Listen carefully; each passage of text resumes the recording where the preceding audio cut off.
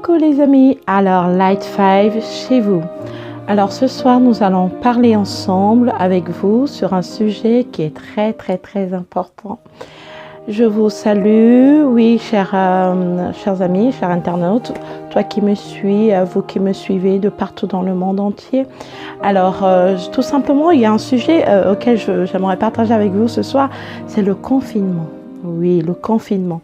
Alors, dans ces périodes difficiles que nous sommes en train de traverser, plusieurs personnes ont eu à parler de ce virus qui est coronavirus. Voilà, je n'ai pas à vous parler de tout ça parce que je sais que tout le monde est au courant et tout le monde est averti sur le sujet, sur les précautions à prendre, sur ce qu'il faut prendre, sur ce qu'il faut faire pour ne pas être contaminé. Alors, tout simplement, j'aimerais que derrière ce mot confinement qui est actuellement, je dirais, entre parenthèses, qui est un peu négatif, je voudrais vous présenter tout simplement le côté positif du confinement. Amen. Alors, en tant que chrétien, le confinement n'est pas nouveau. Parce que lorsque nous voyons dans la Bible, lorsque Dieu voulait visiter, lorsque Dieu voulait frapper Pharaon, il a dit à Moïse de dire à son peuple, le peuple d'Israël, de rester dans leur maison et de mettre le sang sur le linteau. Confinement. Lorsque Dieu voulait détruire la terre au temps de Noé, il a dit à Noé de construire l'arche. N'est-ce pas?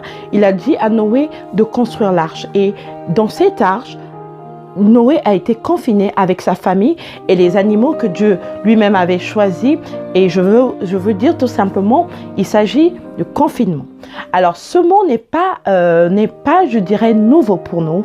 Alors, j'aimerais que nous puissions aborder ensemble le côté positif du mot confinement. Alors, le confinement est très important pour nous, les enfants de Dieu. C'est ce qu'on dit souvent, il faut, par exemple, si tu as envie ou bien si tu as une pensée et que tu sais que tu dois rentrer dans la présence de Dieu ou dans un temps de jeûne pour entendre la voix de Dieu, pour que le Seigneur te parle, tu parles de retraite. Donc, tu te retires de tout ce que tu as l'habitude de faire, on va dire de la télé, de ta famille, de ton mari, de ton travail.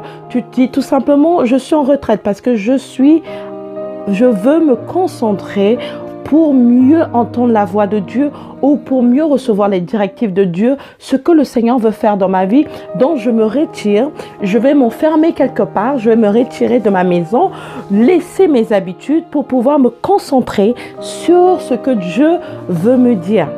Et généralement pour les prophètes, Dieu les appelle énormément. Dieu parle beaucoup aux prophètes dans un temps de solitude. On va dire un temps où tu es enfermé ou un temps où tu sens au-dedans de toi, tu sens au plus profond de toi que là, tu ne supportes plus les bruits, tu ne supportes plus les tumultes, tu ne supportes plus. Et tu ressens ce besoin au-dedans de toi de te mettre à part. Voilà. Et lorsque nous voyons également dans la Bible, lorsqu'on parle de la consécration, on parle des personnes qui sont mises à part, n'est-ce pas? Qui sont mises à part pour faire une mission bien déterminée de ce que Dieu attend d'eux, n'est-ce pas? Et donc, tout simplement, le confinement pour nous, c'est bénéfique et c'est une bénédiction. Voilà, j'aimerais que tu puisses aborder ce comme ça. J'aimerais que tu puisses voir ensemble avec moi le côté positif de ce moment. Dans ces temps de confinement, je te conseille, à toi qui m'écoutes, de prendre ce temps pour connaître ta Bible. Et voilà les challenges que tu peux faire. Challenge 2020, par exemple, lire ta Bible de Genèse à Apocalypse et de finir, par exemple. Il y a des personnes, des chrétiens, qui n'ont jamais réussi, je dirais, à faire cela.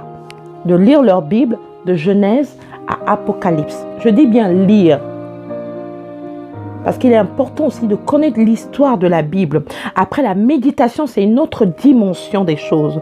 La méditation, c'est pas pour lire une histoire, mais c'est pour aller dans les profondeurs, pour avoir les révélations, pour pouvoir parler de la part du Seigneur, ou pouvoir exhorter ou évangéliser. Non, je parle pas de lire, mais je parle de lire la Bible. La Bible est un livre que tout chrétien doit connaître. Tu dois connaître l'histoire d'Abraham, tu dois connaître l'histoire de Moïse, tu dois connaître l'histoire d'Isaac, tu dois connaître l'histoire de Daniel, tu dois connaître l'histoire d'Esther, tu dois connaître l'histoire de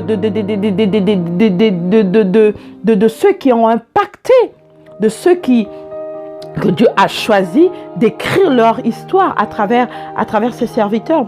Donc du coup, voilà, c'est un temps où tu dois profiter, profite. Rentre dans les eaux profondes, tes temps de prière, maximise. Oui, c'est le moment de travailler comme la fourmi, n'est-ce pas? La fourmi qui travaille pendant l'été, parce que la fourmi sait qu'il y aura un temps, il y aura l'hiver, et la fourmi ne pourra plus sortir pour travailler. Donc, elle maximise son temps pendant l'été pour amasser, pour chercher les croûtes de pain et stocker, parce que la fourmi sait que l'hiver va arriver. La Bible déclare, le monde ne nous enseigne-t-elle pas? Est-ce que le monde ne t'enseigne pas? Oui, les choses basiques, banales, que nous voyons tous les jours, cela doit nous enseigner, cela doit nous interpeller. Et donc aujourd'hui, Light 5 chez vous annonce que ces temps de confinement est un temps de vraiment de bénédiction. Donc que le Seigneur ouvre notre esprit, que le Seigneur ouvre notre